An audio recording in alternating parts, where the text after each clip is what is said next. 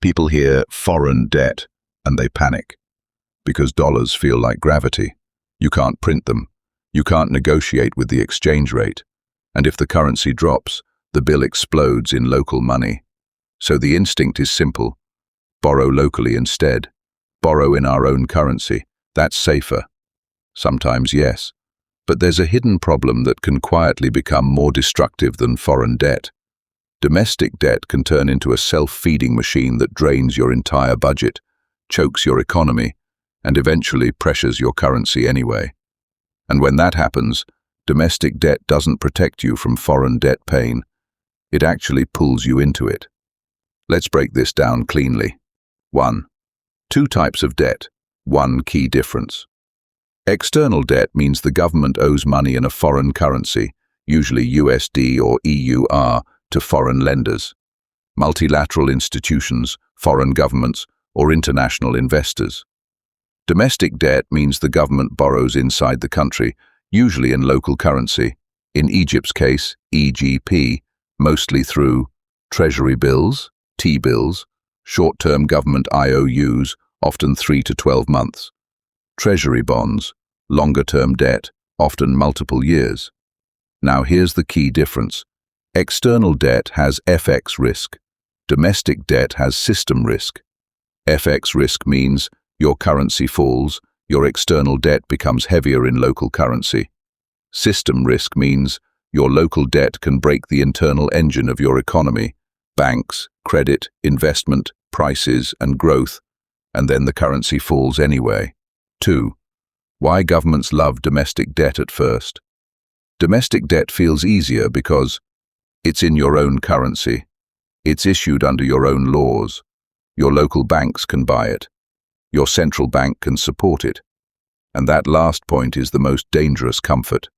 Because if your government can't repay or refinance easily, it often leans on the financial system, directly or indirectly, to keep the machine running. That can mean banks being pushed to hold more government paper, private credit being crowded out, or in extreme cases, monetization, meaning the central bank creates money to help finance the state. Monetization, definition, when new money is created to fund government deficits, usually by buying government debt or enabling cheaper financing. It doesn't always happen openly, but the pressure builds whenever domestic borrowing becomes the default solution for everything. 3. The silent killer, rollover risk. Here's a term that matters. Rollover, or rolling the debt, when old debt matures, and instead of paying it off from real income, the government issues new debt to repay the old one. If you rely heavily on short-term T-bills, you are constantly rolling. That means your government is like a person paying a credit card with another credit card every few months. It works, until the day the interest rate rises or buyers hesitate. And when domestic yields are high, rollover becomes brutal. Because every rollover locks in high interest costs again and again. However, 4. The 26% problem, and why it changes everything. Hot money is where this gets explosive. Hot money, definition, foreign portfolio investment that enters a country mainly to earn yield, often by buying local T-bills, and can exit quickly if risk changes. In late 2025, Egypt's local currency T-bill yields were around the mid-20s%. For example, Egypt's Ministry of Finance auction results show average yields around approximately 25 to 26% in December 2025. This is the key mechanism.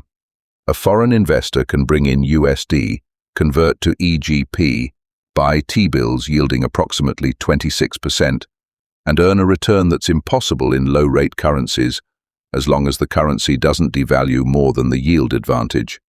That's the bargain. But it comes with a bomb attached. Hot money can leave fast, and when it leaves, it pulls USD out of the country. That directly pressures the exchange rate, reserves, and confidence. And now domestic debt, which was safer, starts pushing the currency into the same danger zone as external debt. 5. How hot money links domestic debt to external debt. This chain is the core of the story. 1. The government borrows heavily in local currency at high rates. 2. High rates attract hot money into local T-bills. 3. If sentiment shifts, hot money exits quickly. 4. USD demand rises, the currency weakens. 5. A weaker currency increases the local currency burden of external debt, because external debt is paid in USD/EUR. So even if the original problem was domestic borrowing, the exit wave turns it into a currency problem, and currency problems hit external debt hardest.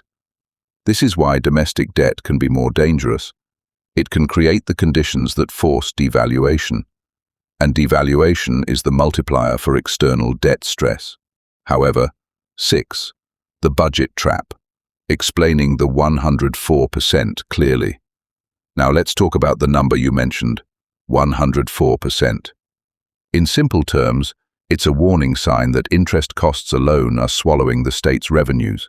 Egypt's Ministry of Finance monthly reporting, as cited in coverage of the FY 2025/26 figures, shows that in the first months of FY 2025/26, interest payments exceeded total revenues, which implies an interest-to-revenue ratio above 100%.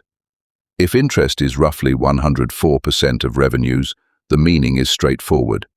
Even if the government paid for nothing else, no salaries, no subsidies, no healthcare, no education, revenues would still not fully cover interest. So what happens? You borrow again. And that means domestic debt is no longer a tool, it becomes the engine. That's how you enter a domestic debt spiral. Now, you also mentioned 142% including sukuk, broader debt service. That usually refers to debt service, which is debt service, definition, interest plus principal repayments, the original amounts coming due. Some Egyptian economic commentary has cited a figure around 142% of state revenues when combining installments, principal, and interest. Al-Masri al-Yawm. Separately, reporting on Egypt's draft budget has highlighted how debt service can take around 65% of total expenditures in some fiscal projections. Mada Masa +1.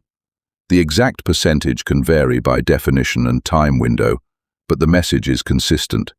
Debt costs dominate the budget. And when that happens, governments often do three things: borrow more domestically, sell assets, or compress spending in ways that can harm growth. Which brings us to the second silent killer. 7. Domestic debt crowds out the real economy. Crowding out. Definition: when government borrowing absorbs the available money in the banking system, leaving less for private businesses and households. If banks can earn approximately 25 to 26% buying government paper with low effort and low regulatory friction, why lend to businesses? Business lending is messy, risk, defaults, paperwork. Government paper is clean, predictable, liquid, and often favored. So domestic debt at very high rates can reduce private investment, slow job creation, weaken tax growth, and worsen the very deficit that caused the borrowing. That's why domestic debt can be more dangerous. It can slowly suffocate the productive economy that could have generated real revenue. External debt is dangerous because it's in foreign currency. Domestic debt is dangerous because it can destroy the revenue base and still end in currency weakness. 8. What external debt has lower interest? Isn't it better then? Not automatically. External debt has advantages, often lower interest rates than domestic borrowing, sometimes longer maturities, and it can bring in hard currency. For example, Egypt priced sovereign sukuk in 2025 with yields in the single digits, around 6.375% and 7.950% depending on tenor, according to Reuters. Compare that to mid-25% in local currency bills.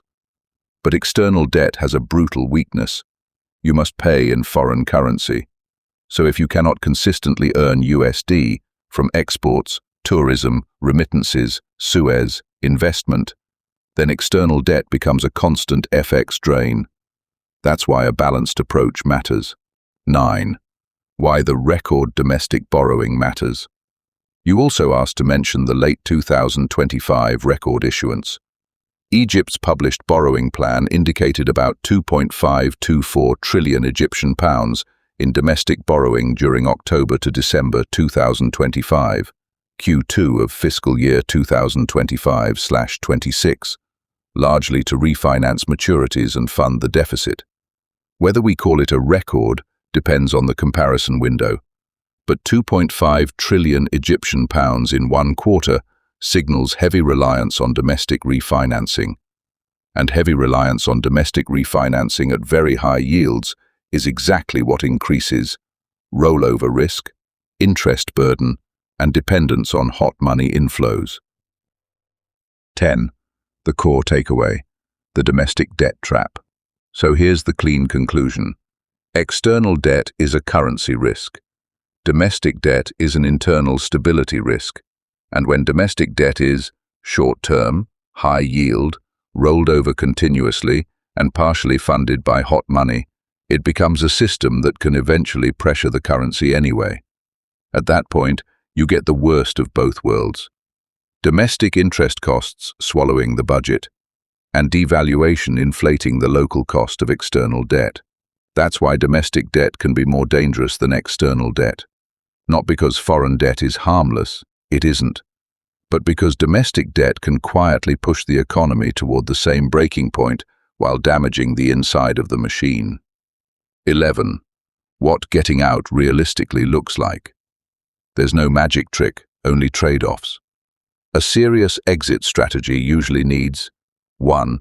Longer maturities, reduce rollover frequency. 2. Lower inflation sustainably, so yields can fall without capital flight. 3. A credible primary surplus. Primary surplus, definition, government revenue minus spending excluding interest payments. It means, before paying interest, the state is at least not adding new deficit. 4. More stable FX inflows, exports, tourism, remittances, investment. 5.